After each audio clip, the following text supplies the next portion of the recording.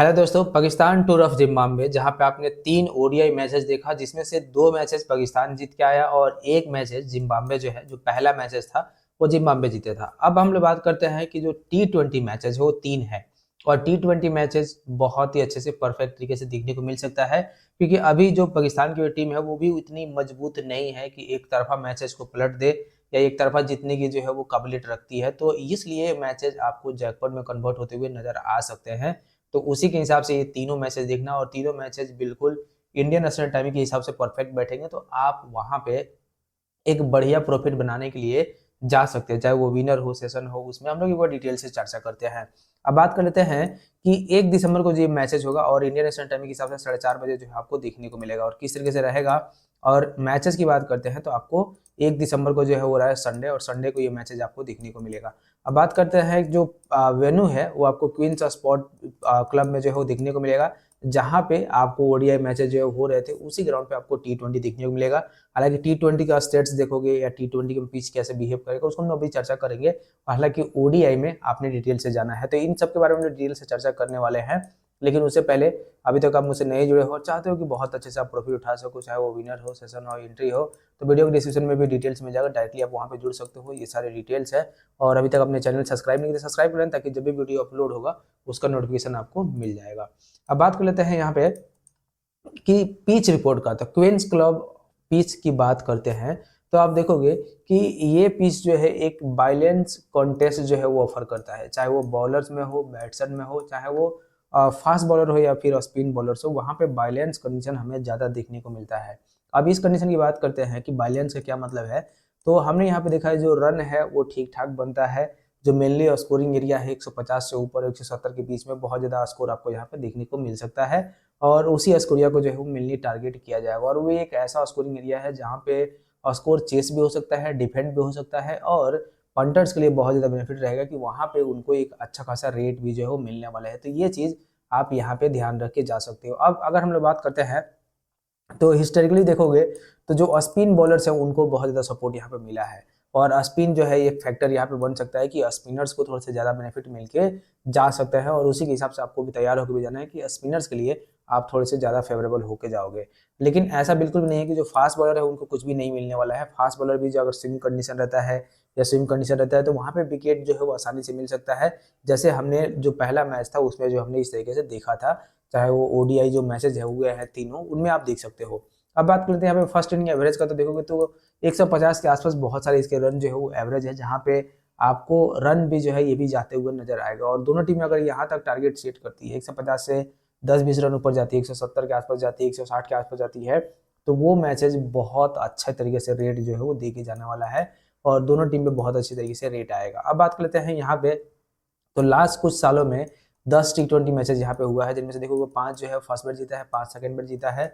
तो ऐसा नहीं है कि हाँ किसी एक को बहुत ज्यादा फेवरेबल जो है वो किया है। और स्कोरिंग पैटर्न की बात करते हैं तो 150 से नीचे 4 स्कोर रहा है, 150 से 70 के बीच में 5 स्कोर रहा है और जो मेन स्कोरिंग एरिया है वो आपको यही दिखाई देगा। तो जो ज्यादातर स्कोरिंग एरिया ले लो कि 150 को जो है आपको एवरेज लेके चलना है, जो कि एवरेज भी है यहाँ पे। और 150 के एवरेज का मतलब है कि आपको इसी एरिया के आसपास जो है वो रन टारगेट करके जाना है कि यहाँ तक जो है रन बन सकता है।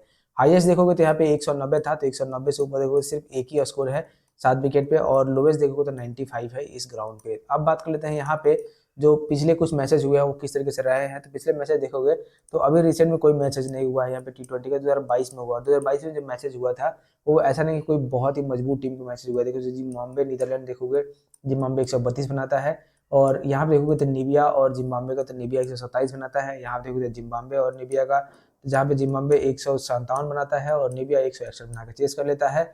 उसके पहले देखोगे तो आप देखोगे नीबिया 128 बनाता है और जिम्बाब्वे 129 बना के चेस कर लेता है। तब जो टीमें थी वो उसी के हिसाब से यहाँ पर परफॉर्म की है, लेकिन हम लोग इस टीम के साथ बिल्कुल नहीं जाएंगे इस डाटा के साथ। आप ऐसा कंसिडर करके जाओ कि इस ग्राउंड पे आपको 160 के आसपास रन देखने को मिलेगा, 4-5-10 रन ऊपर, 4-5-10 रन नीचे चले जाओ और वहां तक अगर या ये टीम पहुंच जाती है कोई भी टीम, तो वो जो मैच होगा वो बहुत ही खतरनाक मैच देखने को मिल सकता है। यानी कि रेट बहुत अच्छे से आएगा, आपको बिल्कुल प्लेन जाएगा, ऐसा बिल्कुल नहीं होने वाला है। ये चीज ध्यान रखे जाना। आप टोटल पिछले 4-5 सालों में 7 मैचेज इनके हुए हैं, जिनमें से 2 जो है जिम्बाब्वे जीता है, 5 जो है पाकिस्तान जीता है। और अभी जिस तरह का पाकिस्तान का टीम है, आप कह सकते हैं कि दोनों के जो आंकड़े हैं वो 50-50% है। ऐसा नहीं है कोई बहुत टीम जो है वो हैवी रहने वाली है। और रिसेंट के अगर T20 मैचेज देख लो तो लास्ट के 5 जो है मैचेज जिम्बाब्वे जीत के आ रहा है T20 का। वही पाकिस्तान की बात करें तो लास्ट देखोगे तो लास्ट के इनके जो 5 मैचेज उसमें से 2 जीते हैं, 3 हारे हैं। जो 3 हारे हैं वो ऑस्ट्रेलिया के खिलाफ हारे हैं। हालांकि जो जिम्बाब्वे जीता है वो केनिया, नामीबिया इन्हीं लोगों के साथ जो है वो जीता है, जाम्बिया, ये सारी टीमों के साथ। अब पाकिस्तान जो मैचेज जीता है वो भी ऐसा नहीं है कि कोई बहुत बड़ी बड़ी टीमों से जीता है। ये मैचेज जो है केनिया के साथ जीते हैं और इसके अलावा कनाडा के साथ जीते हैं। तो जो मैचेज जीते भी है वो ऐसा नहीं कि कोई बहुत बड़ी मैच टीमों के साथ जो है मैचेज जीते हैं। तो जो मैचेज होगा वो आपको काफी कांटेदार जो है देखने को मिल सकता है। अब बात कर लेते हैं यहाँ पे प्लेइंग 11 का।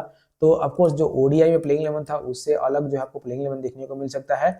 और अगर बात करते हैं किस तरीके से रहने वाला है तो इस चीज़ का ध्यान रख लेना कि जो भी टीमें यहाँ पे जो है अब खेलेगी या जो भी टीमें सेलेक्ट करेगी, जो 15 प्लेयर्स अवेलेबल है उनमें जो है बेस्ट जो 11 है वो आपको यहाँ पे देखने को मिल जाएगा। एक आध का चेंजेस हो सकता है ड्यू टू अवेलेबिलिटी, और वो आपको यहाँ पे दिखाई दे देगा किस तरीके से जो है रहने वाला है, जिसको हम लोग जब भी टॉस होगा तो आपको जब लाइनअप आएगा तो आपको टीम के साथ जो है अपडेट हो जाता है टेलीग्राम पे या फिर व्हाट्सएप पे। इस तरह पाकिस्तान की बात करते हैं तो पाकिस्तान का जो टीम है वो टोटली नया टीम है। जैसे आप देखोगे ना तो इसमें आपको बहुत सारे ऐसे प्लेयर्स है, हालांकि जो ओडीआई में अवेलेबल थे, और बहुत सारे ऐसे प्लेयर्स है जो कि आप देखोगे तो काफ़ी जो है सीनियर्स भी है। जैसे हरीश राव को देख लो, हसनैन को देख लो, इसके अलावा आप जो है यहाँ पे जो है इरफान को देख लो, तो उस्मान खान को देख लो। तो ये जो कुछ प्लेयर्स है जो कि काफ़ी सीनियर्स है, कुछ जो है काफ़ी नए हैं। और ये बिल्कुल मतलब आप ऐसा कह सकते हैं कि पाकिस्तान अब उस फेज से गुजर रहा है जहाँ पे ये अपनी टीम में सेटअप कर रहे हैं। तो ये टीमें अच्छा परफॉर्म कर भी सकती है, नहीं भी कर सकती है, और अगर नहीं भी करती है तो हमें बहुत अच्छा जो है टीम में देखी जो है जाएगी। तो इस चीज़ का आपको यहाँ पर ध्यान रख लेना है। और अभी के लिए अगर हम लोग बात करते हैं कि किस तरीके से जो है टीम रहेगा, तो अभी के लिए जो टीम है ये आपको स्मॉल लीग के लिए टीम जो है दिख जाएगा। जैसे जैसे जो है आपको ये मैचेस 2 दिन बाद होने वाला है, तो अगर उस मैचेस की हम लोग बात करते हैं तो वहाँ पे आपको इससे रिलेटेड सारी चीज़ें जो है देखने को मिल जाएगा। लेकिन तब तक के लिए ये टीम जो है आप बना के जाओ, सेटल करके जाओ। जैसे ही टॉस होगा तो आपको जो है वहाँ पे अपडेट हो जाएगा, और बाकी टीमें जो है आप अपडेट कर लेना। उसके लिए आप जल्दी टेलीग्राम पे जो है जुड़ जाओ। अब ये टीम जो है आप इसे जीएल खेल सकते हो कि नहीं खेल सकते हो, जा सकते हो, लेकिन जीएल के लिए एक चीज़ का ध्यान रखना कि जो कैप्टन और वाइस कैप्टन है ये आप चेंज कर लेना। और वैसा इसलिए क्योंकि जो सिकंदर राजा की बात करते हैं तो ये कैप्टन और वाइस कैप्टन का ऑप्शन में बहुत सारे लोगों के साथ जो है रहने वाले हैं, और परफॉर्मेंस अगर नहीं आया तो आप यहाँ पे जो है वो फेल कर जाओगे। तो इस चीज़ का ध्यान रख लेना।